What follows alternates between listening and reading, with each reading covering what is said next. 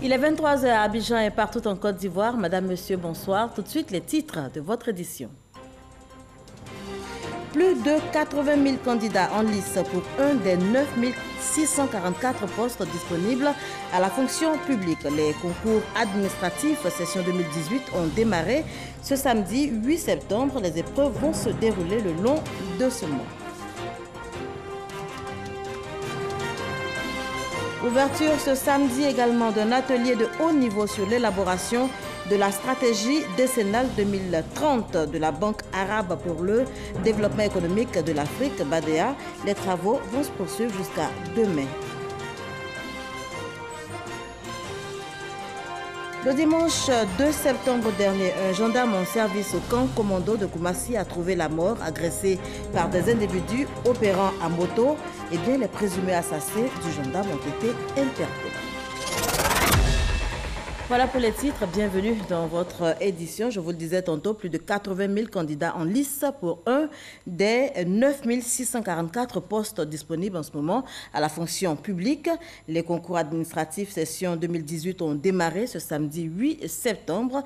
Le directeur de cabinet du ministre de la fonction publique était justement dans certains sites, ici même à Abidjan ce matin, pour se rendre compte du bon déroulement des épreuves. Serge Collier.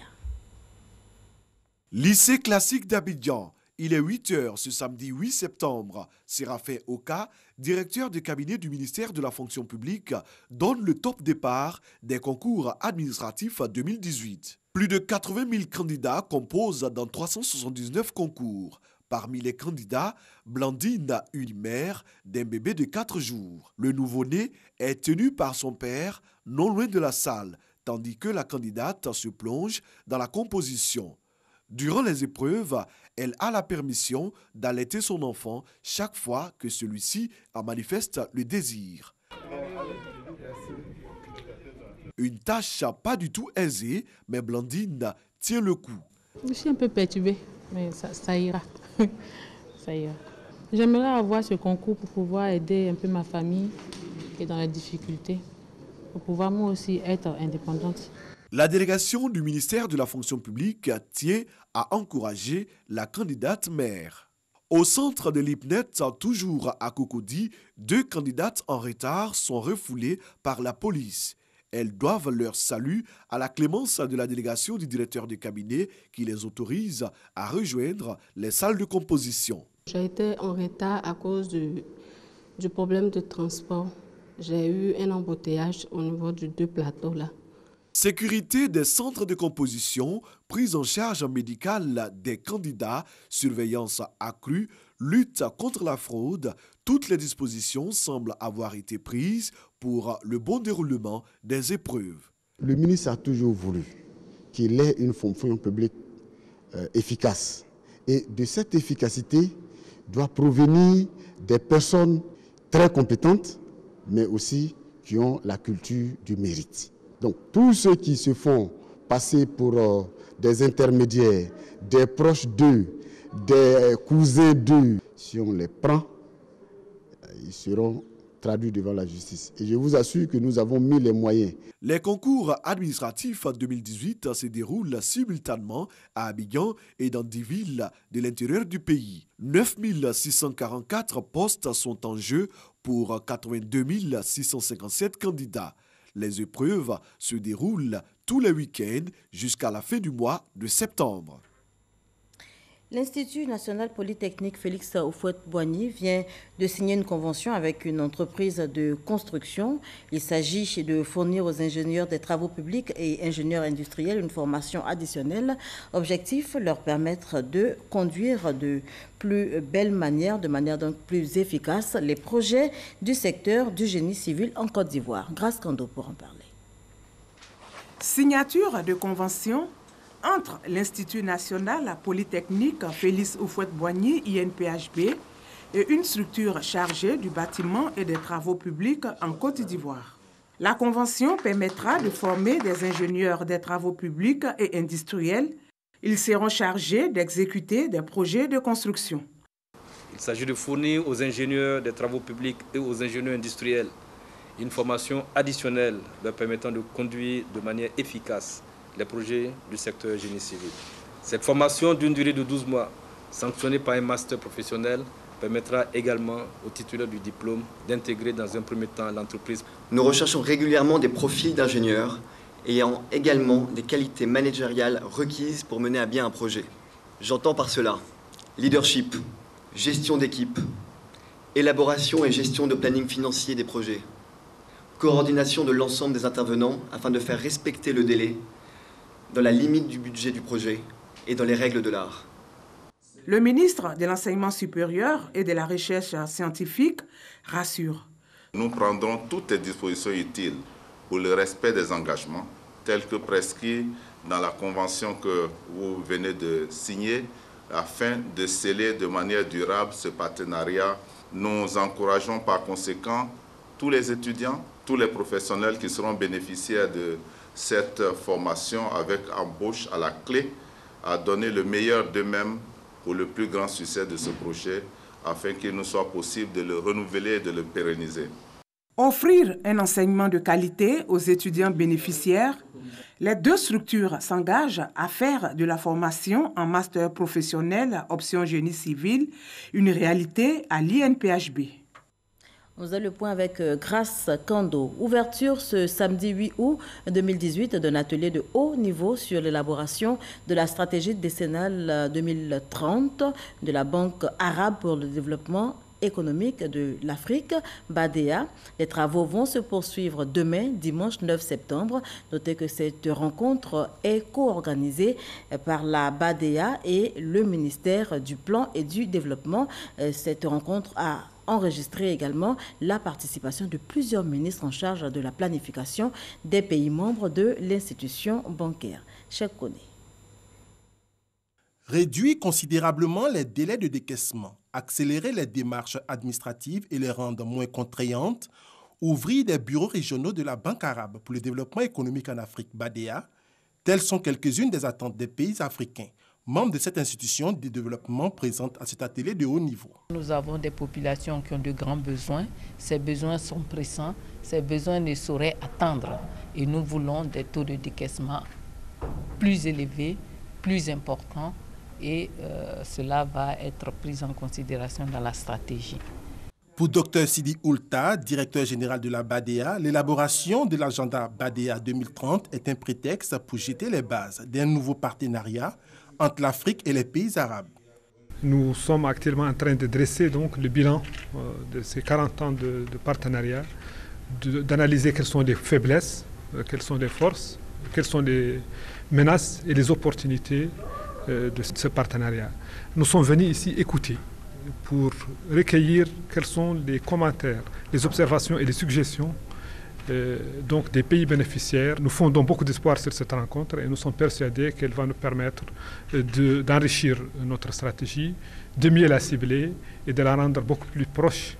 Créée en 1975, la BADEA s'est fixée comme objectif de contribuer au développement de la coopération économique, financière et technique entre les pays arabes et africains, mais aussi participer à la concrétisation de la solidarité arabo-africaine sur la base de l'égalité et de l'amitié. En Côte d'Ivoire, ce sont environ 40 milliards de francs CFA investis par cette institution dans plusieurs projets ces 5 dernières années. La foire Made in Côte d'Ivoire a refermé ses portes. Cette plateforme qui visait à encourager la production, la commercialisation et surtout la consommation des produits locaux a connu un plein succès. L'événement a enregistré une centaine d'exposants. Nous en parlons justement avec la commissaire générale de la foire qui, pour elle en tout cas, a connu, une foire a connu toutes ses promesses. On l'écoute tout de suite, il est au micro de Francis Boifou. En plus des panels sur la commercialisation et l'exportation des produits, la foire du Made in Côte d'Ivoire, FOMCI, est un... Nous sommes à plus de 15 000 visiteurs sur un objectif de 30 000 visiteurs que nous nous sommes fixés. C'est assez encourageant pour une première édition. Aux populations, il faut dire qu'en consommant la production locale, ils contribuent donc à rendre viables les industries et donc à les rendre compétitives, à leur permettre donc de créer des emplois. Et c'est toute la population qui y gagne parce que nous avons des enfants qui cherchent du travail. Et quand les entreprises sont viables, c'est l'économie qui devient compétitive. Donc il est important que les populations consomment ivoirien. Voilà, consommer ivoirien, le message est bien passé en tout cas. Des ventes, des partenariats signés, plus de 15 000 visiteurs enregistrés à la foire Made in Côte d'Ivoire, édition 2018. Foire qui vient donc justement de refermer ses portes. Quelle retombée pour cette première édition? On fait le point tout de suite avec Francis Boifo. En plus des panels sur la commercialisation et l'exportation des produits, la foire du Made in Côte d'Ivoire, FOMCI, est un espace de découverte. Pour nous, quand on va dans les supermarchés, nous disons que ces produits viennent de l'Occident. Aujourd'hui, nous avons constaté que ces produits sont fabriqués chez nous en Côte d'Ivoire. Je voudrais inviter toutes ces industries qui sont aujourd'hui capables de créer, de produire, qui en ont les moyens techniques et les moyens humains, de nous approcher en tant qu'inventeurs. Ils seront sûrement intéressés par pas mal de produits que nous inventons et qu'ils pourront eux-mêmes mettre sur le marché. La FOMCI se veut avant tout une vitrine de commercialisation. Nous avons eu quelques commandes fermes, nous avons eu des promesses et ces visiteurs nous ont promis de passer à l'usine. Et comme nous savons que nous avons des commerciaux dynamiques et assez outillés, ces prospects, quand ils vont arriver chez nous, nous sommes sûrs de pouvoir les transformer en achat. Pour beaucoup d'entrepreneurs, cette foire est une réussite. Parce que nous avons présenté à la population que depuis la canne, en passant par les différents produits que nous obtenons lors de la transformation du sucre, que des produits tels que le fondement ne sont pas utilisés dans la transformation de la canne à sucre. Le produit que nous fabriquons est un produit simple pour le consommateur. Nous avons constaté que la population a beaucoup appris auprès de nous et notre objectif a été atteint. La foire nous a permis de vendre, mais on pense qu'on pourrait vendre plus, on pourrait vendre mieux si on avait assez de visiteurs. L'objectif aujourd'hui, c'est de pouvoir mettre ces produits-là à portée des consommateurs. Avoir accès à de grands espaces pour commercialiser les produits locaux, un véritable défi pour le développement des petites et moyennes entreprises PME, souvent confrontées à la question de la labellisation de leurs produits. Voilà, foire Made in Côte d'Ivoire, première édition, qui a connu donc un franc succès. Le dimanche 2 septembre dernier, je vous en parlais en titre, un gendarme en service au camp commando de Koumassi a trouvé la mort agressée par des individus opérant à moto. Eh bien, les présumés assassins du gendarme ont été interpellés. C'est à l'issue d'une opération menée conjointement par la police et la gendarmerie dans 2 sous-quartiers de la commune de Koumassi, à Boussanogo. Le calme est revenu dans la commune de Koumassi après l'agression mortelle d'un gendarme. Le maréchal de logis Soro Donatien Touma, le dimanche 2 septembre dernier, au feu du camp commando de Koumassi. Suite à cette agression qui a coûté la vie aux gendarmes en service au camp commando de Koumassi à l'escadron 4-1, une opération conjointe menée par la police et la gendarmerie aboutit à l'interpellation de 2 présumés agresseurs qui opéraient à moto le mercredi 5 septembre dans la commune de Koumassi, dans les sous-quartiers Adjoukrou et Ouinzin. L'un âgé de 25 ans dit être vendeur décédé et l'autre âgé de 17 ans dit être en classe de 3e. Les perquisitions à leurs domiciles respectifs ont permis de saisir des motos, des pistolets factices, des téléphones portables, des paires de ciseaux et divers objets. Pour rappel, le maréchal de logis Thomas Soro Donatien a été agressé par des jeunes à moto au feu du camp commando de Koumassi. Ils voulaient lui prendre son téléphone portable et son sac. Et il s'en est suivi une bagarre. À l'aide d'un poignard, les agresseurs lui portent le coup mortel et prennent la fuite. La victime, ayant perdu beaucoup de sang, succombe à ses blessures pendant son transfert à l'hôpital. Vite rattrapés par les fins limiers de la police et de la gendarmerie, ces présumés agresseurs seront conduits devant les juridictions compétentes pour répondre de leurs actes. On parle politique à présent. La direction des leaders, Liberté et démocratie pour la République, conduite par Lansina Karamoko, soutient la dynamique de réconciliation du chef de l'État, le président Alassane Ouattara. Le président de leader, qui récemment a séjourné à Yamoussoukro, a échangé sur la question avec les membres de la direction de la Chambre nationale des rois et chefs traditionnels de Côte d'Ivoire. Léon Brou. Leader, liberté et démocratie pour la République et son président Lansina Karamoko à la Chambre nationale des rois et chefs traditionnels. Une visite, somme toute, de l'engagement de ce parti dans le processus de paix et de réconciliation nationale. Nous leur avons demandé d'être la structure médiane qui puisse rapprocher tous les bords politiques afin que nous allions véritablement à la paix. Avant les autorités coutumières, Lansina Karamoko était face à la presse. Pour lui, la décision d'amnistie exprime une fois de plus la culture de paix et de réconciliation du président Alassane Ouattara. Au chef de l'État donc, le président de Leader invite la classe politique sans exception à emboîter le pas. Avons-nous pris jusque-là la bonne décision pour la réconciliation des Ivoiriens? Avons-nous toujours eu la bonne approche pour aller à l'alternance démocratique? Telles sont les questions auxquelles chacun de nous doit répondre honnêtement. C'est pourquoi Leader demande aux hommes politiques de désarmer leur langue et leur cœur. Le président qui souhaite apaiser les prochaines échéances électorales réaffirme l'appartenance de Leader, son parti, au RHDP. Nous avons informé la commission électorale indépendante que Leader ayant décidé d'intégrer le parti unifié, tous nos potentiels candidats doivent être investis par la coalition RHDP Parti unifié. Par conséquent, toute candidature d'un supposé candidat Leader doit être systématiquement rejetée. Mise en garde aussi de Lansina Karamoko à ceux des politiciens qui utiliseraient encore symboles et patrimoine de son parti, expliquant qu'il en est le seul dépositaire depuis le congrès du 17 mars 2018 qu'il a élu président de Leader. Et on poursuit avec cette page noire. Le professeur Abou Ondori Raymond a tiré sa révérence. Professeur en médecine, il a occupé sous l'ex-président Laurent Gbagbo le ministère de la Santé, puis celui de la Construction et de l'Urbanisme de 2003 à 2005. Il a aussi été député d'Aboville et président du Conseil général. L'ex-ministre, 72 ans, est mort d'une crise cardiaque dans la nuit d'hier à aujourd'hui. On parle sport à présent, éliminatoire CAN Cameroun 2019. Le Rwanda affronte la Côte d'Ivoire demain dimanche dans le cadre de la deuxième journée. Une rencontre importante pour les éléphants de Côte d'Ivoire qui occupent la 3e place du groupe H. Présentation de cette rencontre avec Jean-Sylvain Risso et Aude Alépé.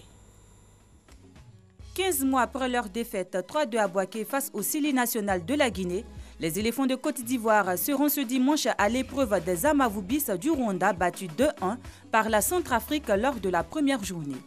Cette rencontre s'annonce décisive pour les deux nations qui occupent respectivement les 3e et 4e rangs dans le groupe H. Les éléphants devront absolument jouer la gagne pour espérer se relancer dans ce groupe où la Guinée et la Centrafrique dirigent déjà les opérations. Le commando ivoirien composé de joueurs évoluant tous à l'étranger a des arguments à faire valoir à Kigali. Face aux éléphants se dresseront de vaillants Rwandais constitués à 70% de joueurs évoluant dans les deux clubs phares du pays, l'APR et le Rayon Sport de Nyanza. Poussés par leur public, ces derniers tenteront le tout pour le tout malgré la défaveur des pronostics selon les statistiques des deux dernières confrontations. Cette bataille est aussi celle des deux sélectionneurs qui ont récemment pris les commandes du staff technique de leur sélection. Ibrahim Kamara, nommé fin juin, et Vincent Machami, qui a remplacé l'Allemand Antoine Hey au lendemain du CHAN 2018. Pour leur baptême du feu, ils devront confirmer qu'il faudra compter sur leur méthode de gagneur dans ces éliminatoires. L'ivoironie, un concept conciliateur et réconciliateur. Ce n'est pas moi qui le dis, ce sont les propos de Emmanuel Toby, concepteur de l'ivoironie. Il a présenté son manifeste mercredi dernier au grand public. C'était à l'ISTC, ici même à Cocody, et Ami Sissoko y était pour RTI. Le poète et dramaturge Emmanuel Toby poursuit la vulgarisation de son concept ivoironie. Il le définit comme le projet consensuel de société, l'unité autour de la culture, des symboles de l'État, de la musique, de la préservation de l'environnement, du sport et de la gastronomie. L'ivoironie vise à ressouder le tissu social désagrégé par des vicissitudes politiques. L'ivoironie est une carte de visite qui transcende des particularités et qui s'inscrit en un package, en un kit qui comporte les ingrédients de divers ordres qui magnifie la Côte d'Ivoire. C'est Laurent Pokou, c'est Drogba Didier, c'est Nesto Didier, c'est Roger Fizans Kassi, ce sont nos belles femmes, c'est le Plakali, c'est le Guaguassou, c'est le Garba, dont nous sommes fiers, c'est Oufou Boigny, c'est la basilique du Yamsoukro. Ce sont les éléphants de Côte d'Ivoire, c'est l'orange blanc et vert. L'ancien chercheur veut amener journalistes, écrivains, enseignants et étudiants à s'approprier le concept Ivaronie pour en faire un écho favorable. Emmanuel Tobi précise que l'ivaronie est différente de l'ivarité et est apolitique. J'ai une petite suspicion par rapport à la fabrication même du mot ivoironie et puis par rapport aux séquelles que nous a laissé l'ivoirité. Mais j'espère et j'ai confiance en lui, ce sera une belle action culturelle et littéraire. Nous devons tous réfléchir pour voir quelles sont les modalités les plus saines pour célébrer notre pays sans négliger la dimension critique. Ce que M. Tobi nous donne à voir, c'est cette façon de prendre de la distance par rapport aux politiques, une relation nouvelle qui ne soit plus fondée sur la discorde, mais qui est plutôt recherche du consensus et recherche de l'harmonie dans la conscience de la différence. Le poète invite les Ivoiriens à faire de l'ivaronie le label d'unité et de fraternité pour préserver la paix en Côte d'Ivoire. On reste dans le domaine de la culture. 22 ans déjà qu'il a déposé à jamais le micro. Niaouré Jimmy, le maître et précurseur du polier, s'est éteint en 1996. En 6 ans de carrière, il a sorti 8 albums, des albums qui ont fait vibrer la Côte d'Ivoire tout entière. 22 ans après le départ de Niaouré Jimmy, que reste-t-il du polier? Quel avenir? Isayo s'est penché sur la question. 1989. Les mélomanes ivoiriens découvrent un nouveau rythme, le polier. Une danse qui provient du patrimoine culturel niambois dans l'ouest de la Côte d'Ivoire. Yopougon, la commune qui dispose de nombreux bars dancing devient le lieu privilégié pour la promotion de ce rythme. Niaouré Jimmy, Pablo de Gokra, Naounou Paulin et bien d'autres artistes permettent aux mélomanes de passer de belles soirées les week-ends.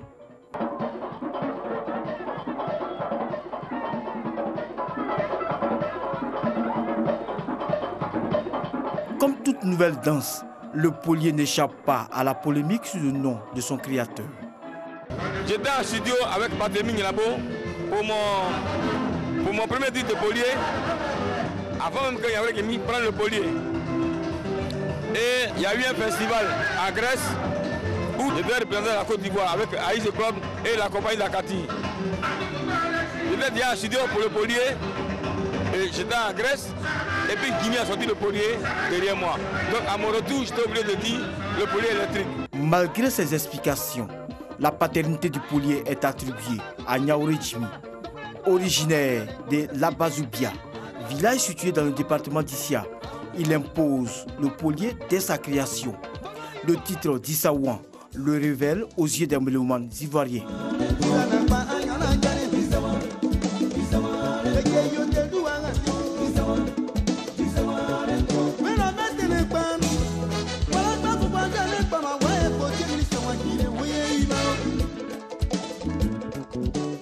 Yopougon était déjà le fief de la musique traduite moderne de l'Ouest.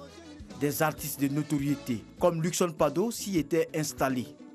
L'irruption de Jimmy sur la scène musicale bouleverse les habitudes, ce qui crée naturellement des rivalités. À Yopougon m'a donné, il y avait deux groupes. Il y avait les gens qui manageaient Niaouré Jimmy, il y avait moi qui manageais Luxon Pado. Et donc c'était deux grands artistes qui jouaient tellement bien, mais chacun avait ses fans. Et donc on était tout le temps confrontés. Et personne ne pouvait laisser la place à son ami en fait. Lorsque Jimmy jouait, on priait Dieu qu'il pleuve là-bas. Nous, quand on joue, il pleut chez nous, oui. Pour éviter que la confrontation ne nuise à l'évolution de la musique traduite moderne, un rapprochement a lieu entre Jimmy et Pado. La soirée de la réconciliation, Niaouré Jimmy Pado, c'est moi qui l'ai organisé avec Martin Farelago aux parents de Yopougon. C'était bien. Et quand il devait se réconcilier avec Pado, on était deux dans sa voiture. Et au bar Étoile, il y avait un bouteille jusqu'aux pompiers. Donc on est arrivé là, il n'y avait pas de place pour passer. Il m'a dit, bon Lucien, descends, va dans la salle, fais le tour de la salle. Parce que quand les musiciens sont en place, que j'arrive, ils savent que Jimmy est là. La paix scellée entre les deux artistes. Niaouré Jimmy prend le contrôle. La musique traduite moderne à Yopougon. Si nous voyons toute cette gamme de musique, c'est grâce à Niaouré Jimmy. Il a été le percuteur de la musique traduite moderne. En 1996, Niaouré Jimmy meurt. Un décès qui apparaît comme un goût d'inachevé chez les mélomanes. Niaouré Jimmy, c'est l'arbre, l'écorce, les feuilles de la musique ivoirienne, BT surtout. Niaouré Jimmy, c'est une icône de la musique traduite moderne. Aujourd'hui, je suis au regret qu'il soit parti très tôt. Niaouré Jimmy, dans le temps, il nous a fait vivre, il nous a amusés. C'était vraiment un lieu de divertissement plutôt. Mais aujourd'hui, le coin est devenu bizarre, donc on ne sait plus où aller. 22 ans après la mort du maître du Polier, les héritiers s'organisent pour perpétuer le rythme. Naounou Paulin vient d'ouvrir un espace à Yopougon. Il organise avec d'autres adeptes un hommage à Niaouré Jimmy pour honorer sa mémoire.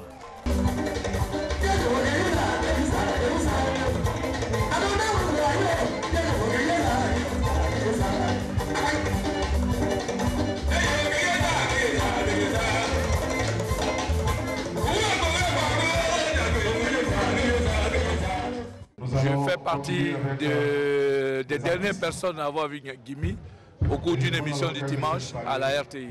C'est la dernière émission qu'il a faite et 3 jours après il est décédé. Donc je tenais vraiment à faire ce déplacement-là. À chaque fois qu'on lui fera honneur, je serai là pour lui dire dans l'au-delà, merci, qu'on passe encore très fort à lui. Malgré cette bonne volonté, le Polier est à la croisée des chemins, faute de bar dancing et de mécènes.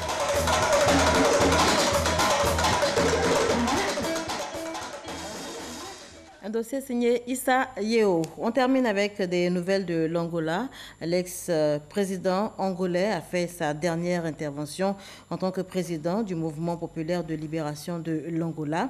José Eduardo dos Santos était à la tête de ce parti depuis 39 ans. Il aura dirigé donc le pays pendant 37 ans avant de quitter la tête de l'État au profit de João Lourenço. C'est ici qu'on s'arrête pour cette édition. Merci de l'avoir suivi. Passez un excellent week-end sur nos antennes.